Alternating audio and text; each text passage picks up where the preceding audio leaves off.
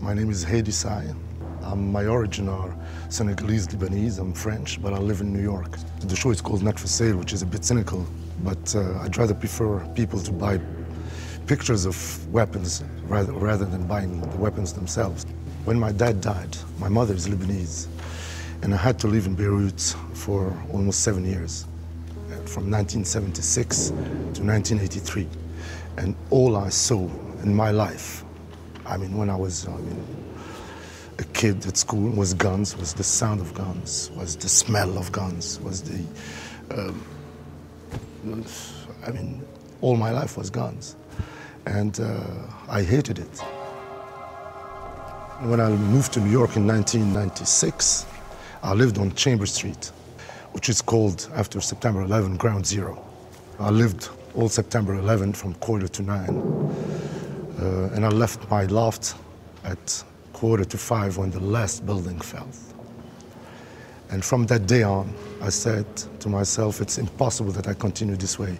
I've been living in Beirut, I had the guns there, the bombs, whatever. I arrived to Paris, next to my school, I had the bombs too, during the bombs on the Champs-Élysées, and then I get to New York, and it didn't kill me. But if I continue doing things without expressing myself truly and fully, I think this is what will kill me. The more I went into the subject and the more I read about the guns and the warlords and the states, and it's always linked to different subjects which can be political, financial, political parties, diamonds, blood diamonds, drugs. You have the massacre of Columbine, you have the Glock that is used by the young student in Virginia Tech. You have the gun that killed Anna Politkovskaya. You have the one that killed Kennedy, the one that killed Martin Luther King, the one that killed Rabin. By the way, the one that killed Rabin killed also the Beretta, killed also Gandhi.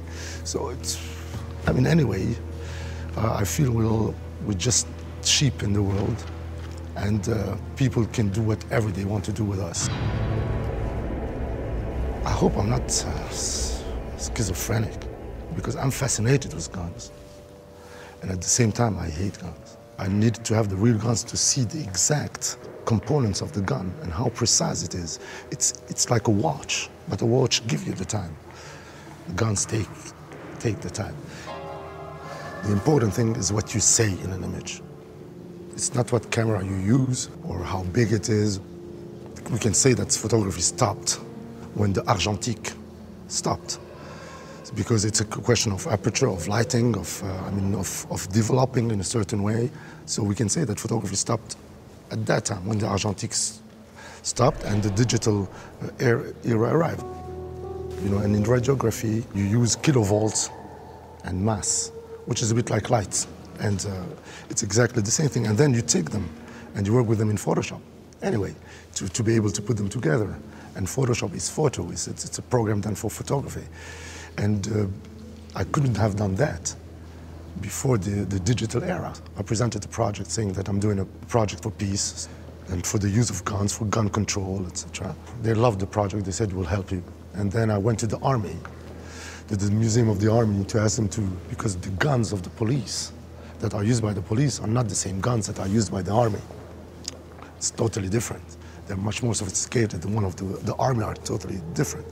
So I went to the army, the Museum of the Army in Paris, and I asked them for guns. They refused. But they gave me some addresses to go for people that trend guns for movies. So I went there, but I said I don't want guns for movies because I'm X-raying the guns. I want to see what is in them. I want to see all the details. And most of the guns that are used for movies are what we called neutralized. So you have tons of things that are missing. It was quite an experience because I had all the guns in my car, in the trunk of my car, and I said, my God, it's like you can go for 20 years in jail. So, but it worked. In Belgium, in a clinic, in a private clinic, because it takes a lot of time, and some others in hospitals, and especially the last one, the one that killed Anna Politkovskaya, the Makarov. I x-rayed it at the hospital, the Saint-Antoine Hospital in Paris. This is the FAMAS, made in France, used in the different conflicts in the world, like first used in Chad, and in 1982 in Beirut. This is the MP5, Heckler & Koch. It's the most used weapon in the world in the police intervention. This is the Makarov. It's the gun that killed Anna Politkovskaya, the journalist, the Russian journalist.